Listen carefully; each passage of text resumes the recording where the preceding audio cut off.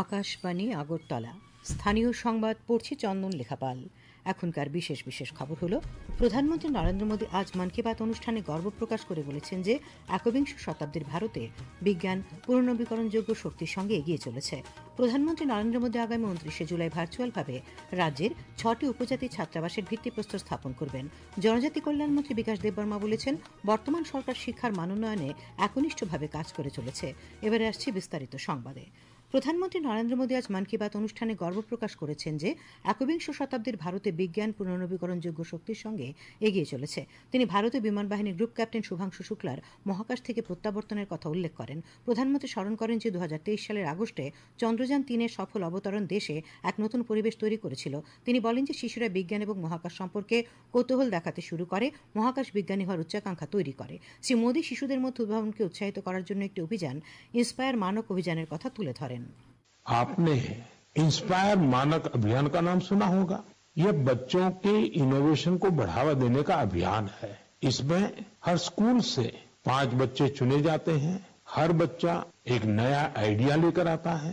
इससे अब तक लाखों बच्चे जुड़ चुके हैं और चंद्रयान 3 के बाद तो इनकी संख्या दोगुनी हो गई है। देश में स्पेस स्टार्टअप भी तेजी से बढ़ रहे हैं। তিনি দেশে মহাকাশ স্টার্টআপের দ্রুত বৃদ্ধির কথা উল্লেখ করেন যে 5 বছর আগে মহাকাশ ক্ষেত্রে 50টিরও কম স্টার্টআপ ছিল, এখন এই সংখ্যা 200-র বেশি। প্রধানমন্ত্রী আগামী 23 আগস্ট অনুষ্ঠেয় জাতীয় ক্রীড়া দিবস কিভাবে উদযাপন করা যাবে সে সম্পর্কে নমো অ্যাপে ধারণা ভাগ করে নেওয়ার আহ্বান জানিয়েছেন। শ্রী মোদী এ মাসের শুরুতে দুবাইতে অনুষ্ঠিত আন্তর্জাতিক রাশিয়ান অলিম্পিয়াডে পদক জিতে জাতির জন্য গৌরব বয়ে আনা ভারতীয় শিক্ষার্থীদের প্রশংসা করেছেন। তিনি বলেন যে ভারত এখন অলিম্পিক এবং অলিম্পিয়াড উভয় ক্ষেত্রে এগিয়ে যাচ্ছে। প্রধানমন্ত্রী গর্বের সঙ্গে বলেন যে ইউনেস্কো 12টি মারাঠা দুর্গকে বিশ্বের ঐতিহ্যব্যাপী স্থান হিসেবে স্বীকৃতি দিয়েছে। তিনি জনগণকে দুর্গগুলি পরিদর্শন করার আহ্বান জানান। প্রধানমন্ত্রী স্বাধীনতা সংগ্রামী ক্ষুদিরাম বসুর সাহসিকতার কথা তুলে ধরে আগস্ট মাসকে বিপ্লবের মাস বলে অভিমত ব্যক্ত করেন। প্রধানমন্ত্রী বলেন যে ভারত অসংখ্য ত্যাগের মাধ্যমে স্বাধীনতা অর্জন করেছে এবং দেশপ্রেমিকরা তাদের রক্ত দিয়ে স্বাধীনতা আন্দোলনকে লালন করেছেন।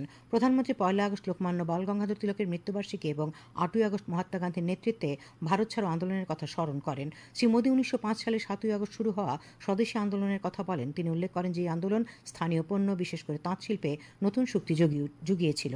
শ্রী মোদী বলেন যে 2047 সাল উন্নত ভারতের পথ, স্বনির্ভরতার পথ এবং আত্মনির্ভর ভারতের ভিত্তি ভোকাল ফর লোকালের মধ্যে নিহিত।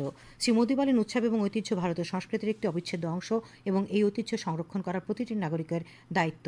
তিনি বলেন জ্ঞান ভারতম মিশন নামে একটি ঐতিহাসিক উদ্যোগের মাধ্যমে প্রাচীন পাণ্ডুলিপিগুলিকে ডিজিটালাইজ করা হবে এবং একটি জাতীয় ডিজিটাল সংগ্রহস্থল তৈরি করা হবে। শ্রী মোদী আসামের কাজিরাঙ্গা জাতীয় উদ্যানে প্রথমবারের মতো পরিচালিত তৃণভূমি পাখি শুমারির কথা তুলে ধরেন। শ্রী মোদী সন্তোষের সঙ্গে উল্লেখ করেন যে স্বচ্ছ ভারত মিশন শীঘ্রই 11 বছর পূর্ণ করবে। তিনি উল্লেখ করেন যে এটি গণ আন্দোলনে পরিণত হয়েছে। প্রধানমন্ত্রী অরুণাচল প্রদেশের রোয়িং শহরে গ্রিন রোয়িং ইনিশিয়েটিভসের উল্লেখ করে বলেন সেখানে পুনর্ব্যবহৃত বর্জ্য থেকে একটি সম্পূর্ণ পার্ক তৈরি করা হয়েছে। প্রধানমন্ত্রী হরিয়ালি তিজ উপলক্ষে দেশবাসীকে শুভেচ্ছা জানিয়েছেন। মুখ্যমন্ত্রী অধ্যাপক ড মানিক সাহা আজ মজলিশপুর মণ্ডলের অন্তর্গত 58 নম্বর বুথের জয়নগর 1 নম্বর অঙ্গনওয়াড়ি কেন্দ্রে মন কি বাত অনুষ্ঠান শোনেন। সঙ্গে ছিলেন পর্যটন পরিবহন মন্ত্রী সুশান্ত চৌধুরী, সাংসদ বিপ্লব কুমার দেব। রামনগর বিধানসভা কেন্দ্রে আজ মন কি বাত শোনেন। সঙ্গে ছিলেন আগরতলা পুর নিগমের মেয়র দীপক মজুমদার, প্রদেশ বিজেপি সহসভাপতি পাপিয়া দত্ত এবং অন্যান্যরা।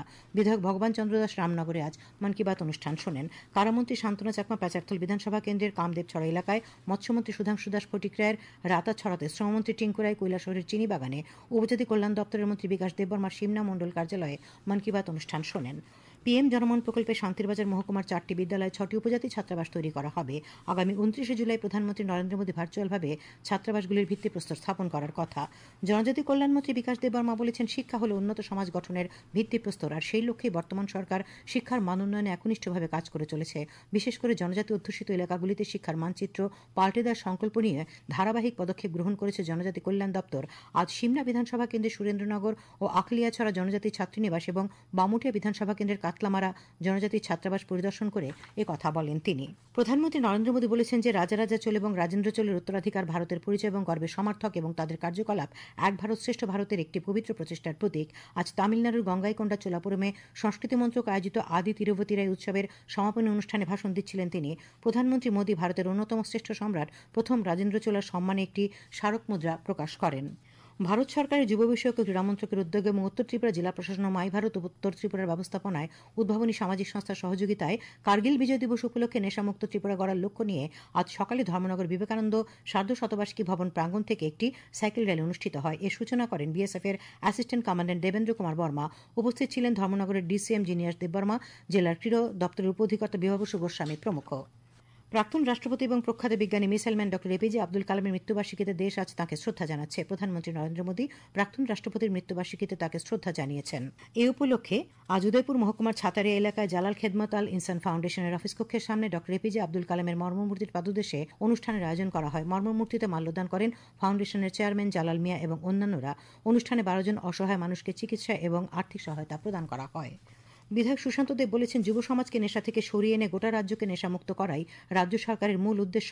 আজ নেশামুক্ত বিশালগড় গড়ার আহ্বানে স্থানীয় মহকুমা প্রশাসন আয়োজিত রান ফর হোপ নামের ম্যারাথনে অংশ নিয়ে তিনি কথা বলেন। এই ম্যারাথনে সিপাহীজলা জেলার পুলিশ সুপার বিজয় দেববর্মা, মহকুমা শাসক রাকেশ চক্রবর্তী, মহকুমা পুলিশ আধিকারিক দুলাল দত্ত প্রমুখ অংশ নেন। আগামী 24 ঘণ্টায় রাজ্যের সবকটি জেলাতে বজ্রবিদ্যুৎ সহ ভারী বৃষ্টিপাতের সতর্কবার্তা জারি করেছে আবহাওয়া দপ্তর। আগামীকাল দিনের সর্বোচ্চ তাপমাত্রা 31 ডিগ্রি সেলসিয়াস এবং সর্বনিম্ন 26 ডিগ্রি সেলসিয়াসের কাছাকাছি থাকতে পারে। আজ দিনের সর্বোচ্চ তাপমাত্রা ছিল 32.2 ডিগ্রি সেলসিয়াস এবং সর্বনিম্ন 26 ডিগ্রি সেলসিয়াস। আজ বিকেল 5:30 পর্যন্ত বৃষ্টি হয়েছে 1.8 মিলিমিটার। শেষ করার আগে খবরের বিশেষ বিশেষ অংশগুলি আরেকবার।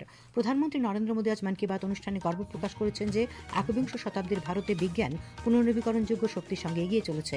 প্রধানমন্ত্রী নরেন্দ্র মোদী আগামী 29 জুলাই ভার্চুয়ালভাবে রাজ্যের 6টি উপজাতি ছাত্রাবাসের ভিত্তিপ্রস্তর স্থাপন করবেন। জনজাতি কল্যাণমন্ত্রী বিকাশ দেববর্মা বলেছেন, বর্তমান সরকার শিক্ষার মানোন্নয়নে একনিষ্ঠভাবে কাজ করে চলেছে। স্থানীয় সংবাদ আজকের মতো এখানেই শেষ হলো। পরবর্তী বাংলা স্থানীয় সংবাদ শোনা যাবে আগামীকাল সকাল 7:35 মিনিটে।